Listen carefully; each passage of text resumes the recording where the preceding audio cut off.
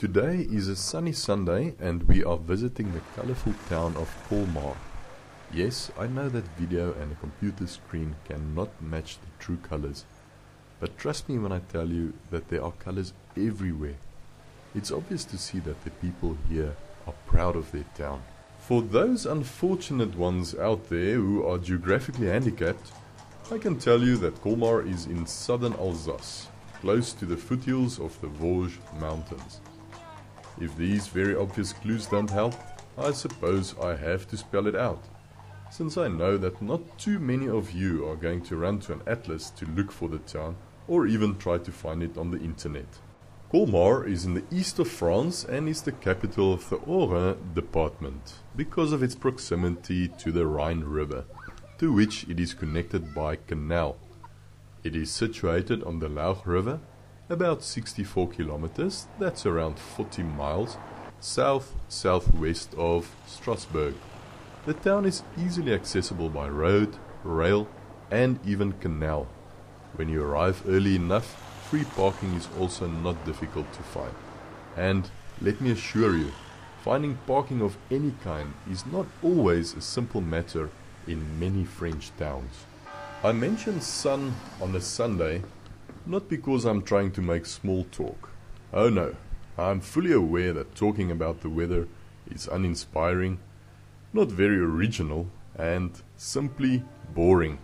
So, the reason why I mention the sun is because of Colmar's claim to be the driest town in France. The sunny microclimate guarantees an absence of too much rain and the presence of abundant sunshine.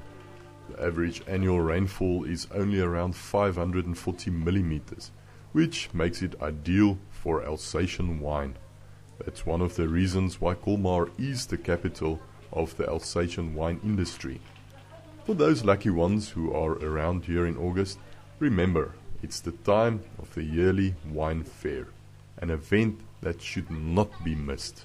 While exploring the old part of town, one is quickly carried back to medieval times.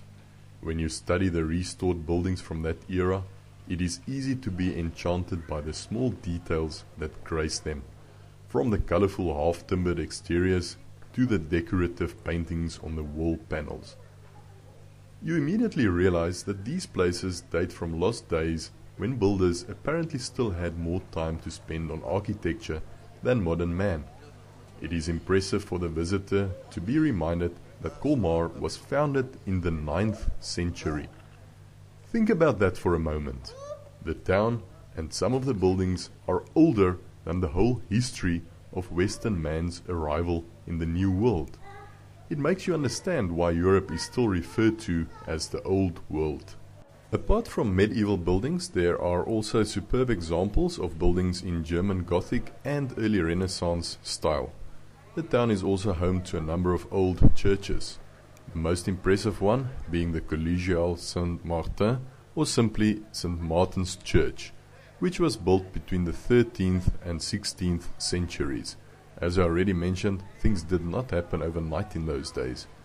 Maybe that's why the buildings are still standing many centuries later. Famous people from Colmar include the sculptor Frédéric Auguste Bartholdi. Immediately want to know what made this man famous. Come on, you Americans out there should know. Well, at least the ones that paid attention in history class. Let me give you a few clues. The first clue is New York. And the next, which will immediately give Bartholdi's identity away, is a very famous statue that represents liberty and the American dream to millions of people. Yes, you guessed it. Bartholdi was the man responsible for creating the Statue of Liberty. As one enters town from the north, you drive past a 12-meter high replica of Lady Liberty. This smaller version of the real thing was inaugurated on the 4th of July 2004, when Colmar celebrated the centenary of the death of Bartholdi. In town there is also a museum in the house where he was born, dedicated to a number of his other works. Another famous person that was born and who lived in Colmar is the 15th century artist Martin Schongauer. Schongauer painted the Madonna of the Roses in Colmar's Dominican church. This work is considered by many art critics as his masterpiece. Apart from the Bartholdi Museum, there is also a toy museum and the Unter Linden Museum, where visitors can see the Isenheim altar piece, created by Matthias Grunewald, as well as many masterpieces of the Rhenish School of Art dating from the 15th century. As I've already mentioned, Colmar was founded in the 9th century. That's only a bit over 1,000 years ago. In those days, people were not only famous because of what they did, but also due to the way they looked.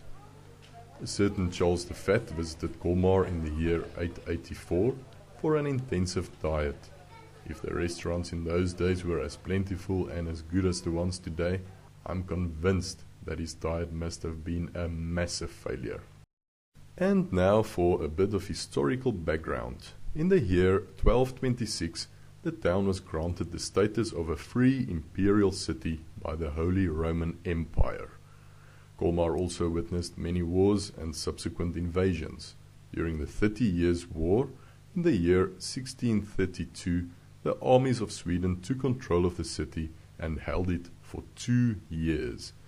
In 1697, Colmar was conquered by France under the leadership of Louis XIV.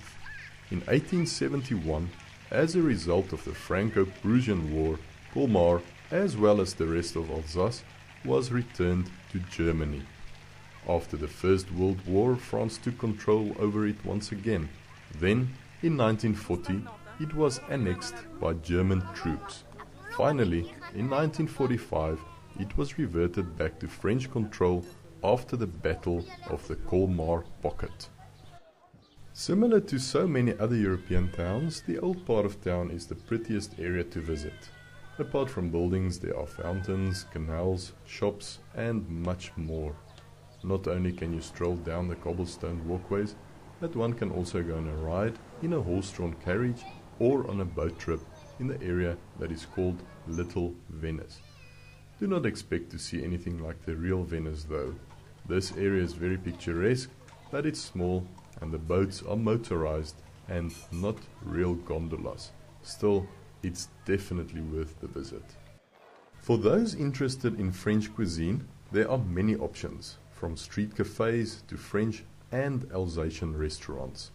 Those who are unwilling to pay the relatively high prices of eating in a restaurant can always buy a few baguettes, cheese and a bottle of wine and picnic in one of the tree-covered parks. Although the town centre seems relatively small, you actually need more than one day if you want to visit all the museums, churches, go on a carriage ride or boat trip and have one of those extended French lunches. A day is just too short to fit everything in. And remember your camera, preferably digital if you have one. It's inevitable not to take countless photos. One last thing, do a few neck stretching exercises. Yes, really loosen it up before you start looking at the roofs of the buildings. This will prevent you from having a stiff neck at the end of the day. If you are ever in this part of France, do yourself a favor and visit Colmar. You will not regret it.